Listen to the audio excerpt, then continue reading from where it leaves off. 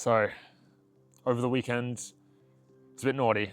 Decided to get into the garden, do a few things.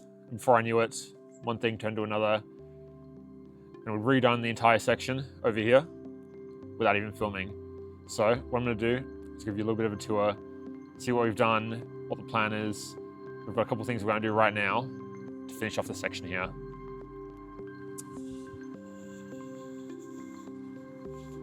So you can see here where I've completed this section, I've added a layer of mulch on top, and underneath that I've added a layer of clay and some compost as well.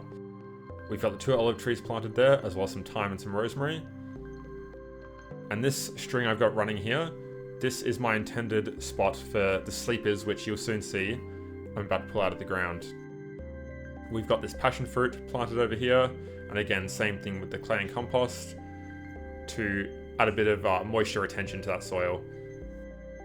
So the plan is to dig along that line, put down those sleepers, and create a nice cordoned off garden bed where we're able to then plant our produce, add any more trees without the grass seeping over or any produce seeping over into the grassed area. So the plan is to do a similar thing with the rest of the garden beds. Just add some clay, compost, mulch it over, and get nice and nutrient rich. You can see here the raised garden bed that we've finished. We have our spinach, a couple of gnomes thrown in there. We've got some basil and some parsley.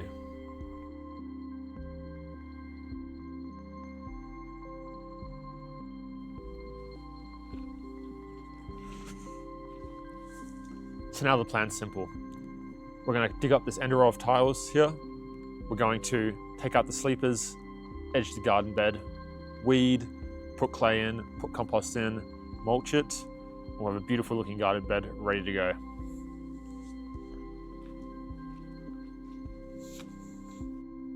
So these wooden sleepers that we've got here, these were just already in the ground when we moved in, and I saw this as an opportunity to save on buying some new sleepers either through a company or a marketplace. Now, I wouldn't have dug these up if we hadn't have planned to eventually repave. Because I know that we're going to repave eventually, I was happy to dig these up and repurpose them. Now, are they the best quality sleepers? No. Did it take a bit of work to get them up and put them down? Absolutely. But to me, the lower cost, as well as the sustainability aspect of this, was a no-brainer.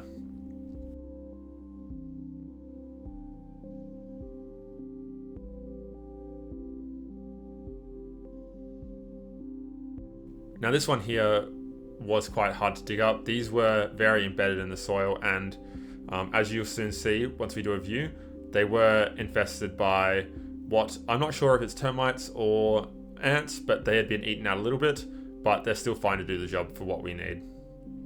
Here as well, there were lots of bits of wood that were just floating around the ground.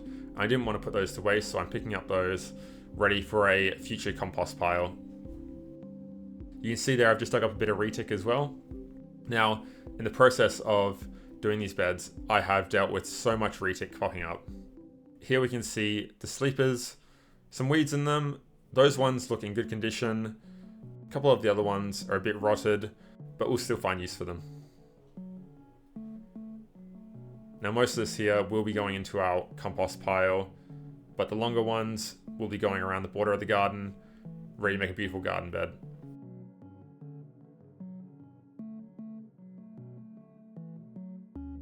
Now here you can see I'm just digging out this line here, making it ready to put down those sleepers. The reason I'm doing this is just to create a bit of a barrier between the grass and the garden bed, but also just to make them sit nicely. If I chucked it straight on top, it would have looked odd compared to the other sleepers that were already in the ground. Now, one of the reasons I'm installing these sleepers is because I love the look the sleepers give in terms of distinguishing between a border and garden bed and a lawn or raised garden beds that we have. Not only does it prevent overlap, it also is pleasing to the eye, and it's a good feature for people to look at when they come over. Now, eventually we may upgrade these sleepers, but for now, these have done a fine job.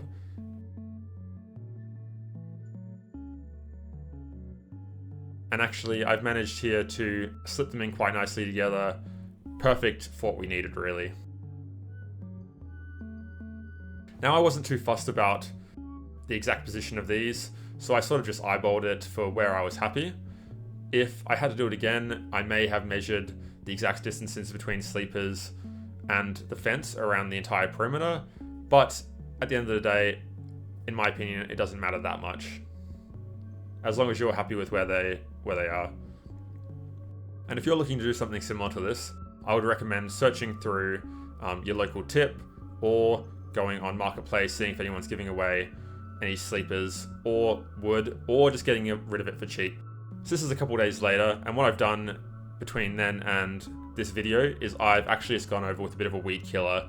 Originally I was going to hand weed, but I thought if I can just kill the weeds and then they can decompose in the soil, it's a bit of a natural mulch and organic matter. And by using the 3-pronged tool there, I was able to rip up most of the weeds and mix them through the soil. Now here I'm just adding a bit of clay and compost, as well as some organic mulch. I'm just tilling that in, making sure it's well mixed with the soil. I didn't want to leave it on the top because, as we all know, the undersoil would just be as bad as when it started. So I'm making sure to get this in nice and deep, really enrich the soil. And then I'm just loading it up with some mulch. Now here, I'm just doing the same. I'm actually tilling in a bit of mulch here as well into the soil instead of leaving it on top. I'm doing this just to add a bit more organic matter to the soil and to increase the water retention and the aeration. And here I am again, just using some clay and compost and organic compost.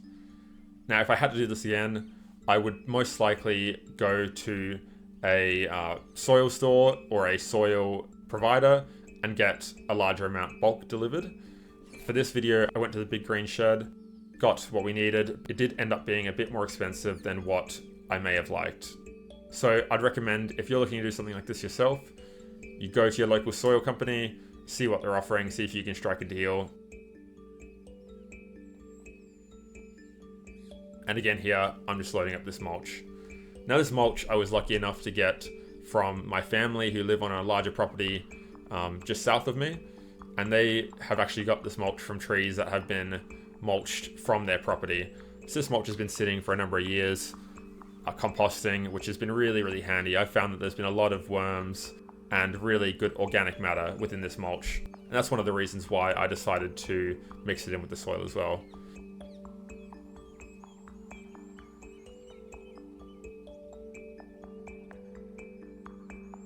Here you can see a photo of the pile of mulch that my parents had delivered to me.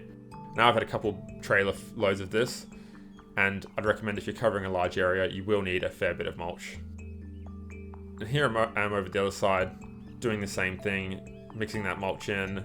I wasn't as focused on weeding this area as I was with the other ones, as this area won't be so much for veggies and the fruit trees. This area I'm planning to add some more natives, add some more ornamentals. I've got the pomegranate there, but that's quite hardy. So I won't be adding too many veggies into this space, so I really wasn't too fussed about enriching it as much. And one thing that I found as well is, even if you don't get all the weeds, it's much easier to pull them out once they've come up through the mulch. I would also recommend, if you are mulching around trees, to make sure you have a little bit of distance between the base of the tree, the trunk, and the mulch, just to give it a little bit of area to breathe. You don't want your tree stumps or trunks getting rot. And again here, I was very lenient with how much weeding I did. I just tilled the clay and compost in, not as much as the other areas, but enough to get it in there a bit, and just load it up with mulch. And if you are within a city area, usually I've seen on Marketplace, there are companies advertising free mulch delivery, although this mulch, keep in mind, will not be composted. It will be straight tree mulch from a job they've done. And this could be a good idea if you plan to let it compost for a while, or if you're just using it as a top dressing. But always keep in mind the quality of the mulch that you are getting. You don't want to have some mulch that's not clean. And here is the final result of our outside garden bed. You can see we had a little bit of mulch left over, which I've just spread around a bit more after the fact. It just looks night and day compared to what it previously was. So, If you're watching this, it means you made it to the end of the video. Congratulations and a massive thank you for supporting me by watching to the end. I want to let you know that I've got lots more great content coming soon, or get in the garden, do some more transformations, and hopefully put out some informative content soon as well. If you want to show your support, please do leave a like, a comment, and most importantly subscribe, so I know that people want to see more of this content going forward. I can't wait to share with you this journey, and a bit more about myself and the garden going forward. I'll see you in the next video.